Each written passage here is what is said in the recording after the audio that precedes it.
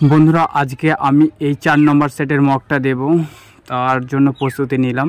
তো আমি সব ভিডিওর মাধ্যমে দেখাচ্ছি না, আমি জাস্ট মকটা কত নম্বর পেলাম আর কি প্রশ্ন এসেছিলো এটাই শেয়ার করছি। এই যে আমার ওএমআর শিট, তোমরা দেখে নাও।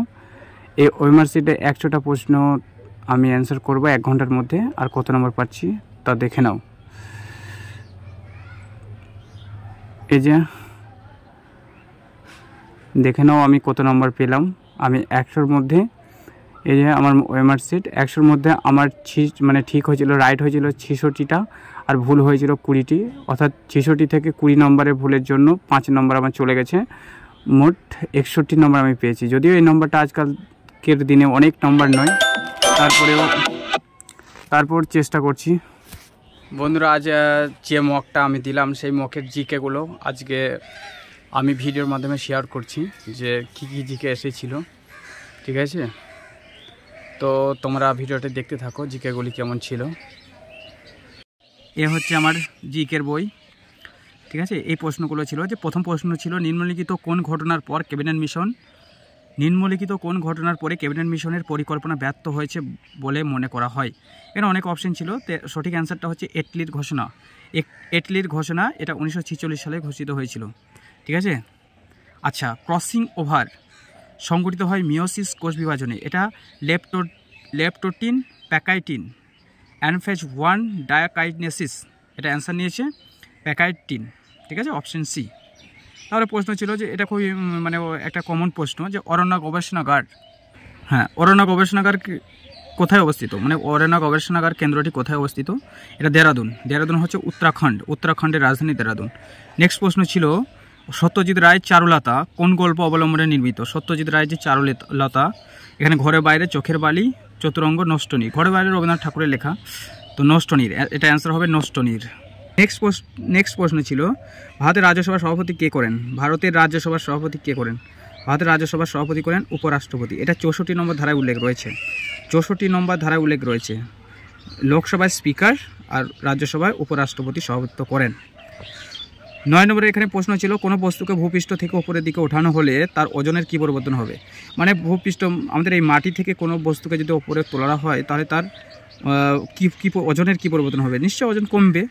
যত আমরা উপরে উঠবো আমাদের ওজন কমে যাবে। আচ্ছা, নেক্সট প্রশ্ন সিন্ধু সভ্যতার আবিষ্কার কে করেন? সাধারণত হরপ্পা আর মহেঞ্জোদারো সভ্যতাকে একত্রে সিন্ধু সভ্যতা বলা হয়। শুধু মহেঞ্জোদারো হরপ্পা নয়, আরও মোটামুটি 30 থেকে 40টা সভ্যতাকে একত্রে সিন্ধু সভ্যতা বলা হয়। তো এখানে বলেছে সিন্ধু সভ্যতা আবিষ্কার কে করেন? সিন্ধু সভ্যতা মূলত দয়রাম সাহানি। এখানে হরপ্পা সভ্যতা আবিষ্কার করেছে দয়রাম সাহানি। এখানে যে অপশনগুলো আছে স্যার লিওনার্ড উলি, রাখালদাস বন্দ্যোপাধ্যায় 1921 সালে মহেঞ্জোদারো সভ্যতা আবিষ্কার করেছিলেন। মতান্তরে 1922 রাখালদাস বন্দ্যোপাধ্যায় বা রাখালদাস ব্যানার্জি, তিনি যে মহেঞ্জোদারো সভ্যতা আবিষ্কার করেছেন, সেই মহেঞ্জোদারো সভ্যতা হচ্ছে সিন্ধু সভ্যতা। তো এখানে অপশানটা সি হবে, রাখালদাস বন্দ্যোপাধ্যায়। সিন্ধু সভ্যতা আবিষ্কার কে করেন? রাখালদাস বন্দ্যোপাধ্যায়। মহাবলীপুরমের রথ মন্দিরগুলি নির্মাণকালে ওই অঞ্চলে রাজত্ব করতেন কে? ওই অঞ্চলে রাজত্ব করতেন দ্বিতীয় পুলকেশী রাজা, তারপর রাজেন্দ্র চোল, দ্বিতীয় নরসিংহ বর্মন। অবশ্যই দ্বিতীয় নরসিংহ বর্মন। আচ্ছা, মহাবলীপুরমের বর্তমান নাম হচ্ছে মামল্লপুরম, এটি কাঞ্চিপুর, তামিলনাড়ু জেলার কাঞ্চিপুরমে অবস্থিত। আচ্ছা, তাহলে এটা কার রাজত্বকালে নির্মিত হয়? দ্বিতীয় নরসিংহ বর্মনের রাজত্বকালে। জাতিসংঘের কোন অঙ্গটি বিশ্ব সংসদ হিসেবে বিবেচিত হয়? সাধারণ পরিষদ বিশ্ব সংসদ হিসেবে বিবেচিত হয়। চিংড়ির ক্যারাপেসের যে অংশটি গিল আবরণী কাজ করে তাকে কি বলে? তাকে বলা হয়, এটা বিও অ্যান্সার হবে ব্যাংকিওস্টেগাল ঝিল্লি। নেক্সট প্রশ্ন ছিল বোমার দর্শন নামে পরিচিত একটি ইস্তাহার যার দ্বারাই প্রকাশিত হয়েছিল। এটা অপশন নিয়েছে C, Hindustan socialist republican association.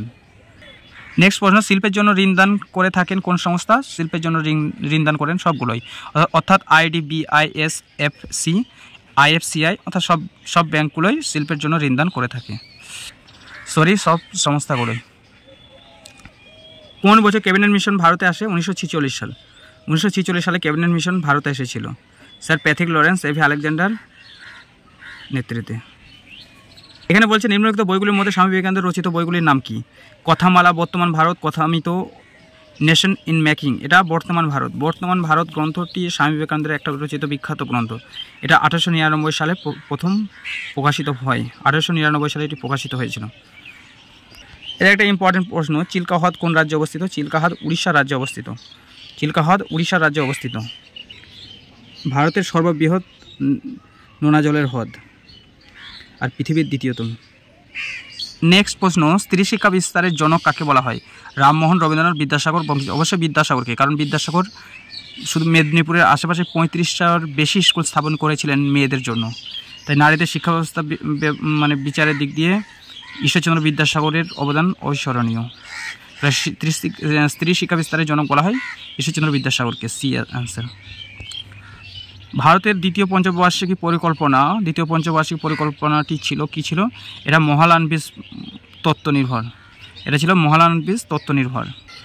এখানে বুনিয়াদী ও ভারী শিল্প উন্নয়নে বিশেষ উদ্যোগ নেওয়া হয়েছিল।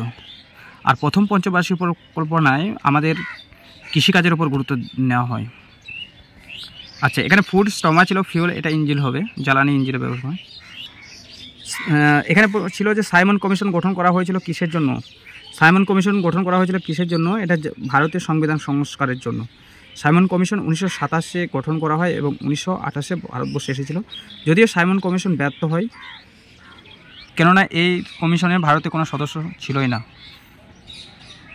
এখানে নেক্সট প্রশ্ন ছিল, আদি নামক ঝড় নিম্নলিখিত কোন স্থানে ঘটে? পাঞ্জাব, পশ্চিমবঙ্গ, আসাম, উত্তরপ্রদেশ। এটা পাঞ্জাবে আদি নামক ঝড়। এটা হয়তো পাঞ্জাব, হরিয়ানা, রাজস্থান এই অঞ্চলেই আদি নামক ঝড়টি দেখা যায়। নেক্সট প্রশ্ন, তিলোত্তমার সম্ভব কাব্যটি কে রচনা করেছেন? মাইকেল মধুসূদন দত্ত। নেক্সট প্রশ্ন হচ্ছে যে রাজরাজেশ্বর মন্দির কে নির্মাণ করেন? প্রথম রাজরাজ চোল। ঠিক আছে, তিনি 985 থেকে 1014 খ্রিস্টাব্দ পর্যন্ত রাজত্ব করেছিলেন। তার আমলে চোল বংশের প্রভাব প্রতিপত্তি অনেকটা বৃদ্ধি পায়। আচ্ছা, ভীমবেটকি গুহা ভারতের কোন রাজ্যে অবস্থিত? এটা মধ্যপ্রদেশে। ভীমবেটকি গুহা মধ্যপ্রদেশে অবস্থিত। এখানে হচ্ছে পিতল নিম্নলিখিত কোন ধাতু দ্বয়ের সংকর? তামা দস্তা, তামা টিন, তামা দস্তা, তামা এলুমিনিয়াম। তামা ও দস্তা। পিতল কোন ধাতু দ্বয়ের সংকর? এটা হচ্ছে তামা ও দস্তা। এখানে প্রশ্ন ছিল, মোহিতলাল মজুমদার কাব্যের প্রধান বিষয় কী ছিল? এটা সুখবাদ, দুঃখবাদ, দেহবাদ, ঈশ্বরবাদ। অবশ্যই দেহবাদ। তার অন্যতম গ্রন্থগুলোর মধ্যে অন্যতম হচ্ছে যে স্বপন প্রসারী, মোহিত, সরগলাল, দেবানন্দ মঙ্গল ইত্যাদি। এর মধ্যে সবচেয়ে নমনীয় ধাতু কি? সবচেয়ে নমনীয় ধাতু হচ্ছে সোনা। ঠিক আছে, সবচেয়ে নমনীয় ধাতু হচ্ছে সোনা, সবচেয়ে উন্নত ধাতু হচ্ছে প্লাটিনাম। আর সবচেয়ে হালকা ধাতু বললে হবে লিথিয়াম, আর সবচেয়ে মানে ভারী ধাতু বললে অসমিয়াম। কোন খেলার প্রতীক শ্রী হনুমান? মুষ্টিযোদ্ধা, কুস্তি, রাগবি আর তীরন্দাজি। অবশ্যই কুস্তি খেলার প্রতীক হচ্ছে শ্রী হনুমান। এখানে লাস্ট প্রশ্ন ছিল, কোন পর্বতশ্রেণীর ভিন্ন ঢালের স্বাভাবিক উদ্ভিদের বৈসাদৃশ্য লক্ষ্য করা যায়? এটা হচ্ছে পশ্চিমঘাট। আর একটা প্রশ্ন ছিল যে ইলেকট্রন অণুবীক্ষণ যন্ত্রের সাহায্যে পর্যবেক্ষণ করা যায়। এটা অ্যান্সার হবে বি, ব্যাকটেরিয়া ও ভাইরাসের গঠন। আচ্ছা, এদিকে আরও দুটো প্রশ্ন আছে যে ডারউইনের মত অনুযায়ী প্রাকৃতিক নির্বাচনের একক কী? ডারউইনের মত অনুযায়ী প্রাকৃতিক নির্বাচনের একক হচ্ছে প্রজাতি। এদের মধ্যে কোনটি মাপক যন্ত্র নয়? ব্যারোমিটার বায়ুর চাপ মাপা হয়, থার্মোমিটারে উষ্ণতা, হাইগ্রোমিটারে বায়ুর আর্দ্রতা, আর পিকোমিটারটা কোনো বায়ুর চাপ মাপার যন্ত্র নয়। সো এদের মধ্যে কোনটি মাপক যন্ত্র নয়? এটা পিকোমিটার। তো এই হচ্ছে প্রশ্ন, এগুলো কারেন্ট অ্যাফেয়ার্স ছিল, যে 23 সালে কারেন্ট অ্যাফেয়ার্স বললাম না। এই হচ্ছে প্রশ্ন যেগুলি ছিল আমার সেটে। যদিও প্রশ্ন মডারেট ছিল, অনেক সহজ ছিল, আবার অনেকের কাছে এটা কঠিন। আসলে জানা থাকলে সহজ, না জানা থাকলে কঠিন, এ হচ্ছে ব্যাপার। তো সকলকে ধন্যবাদ ভিডিওটি দেখার জন্য।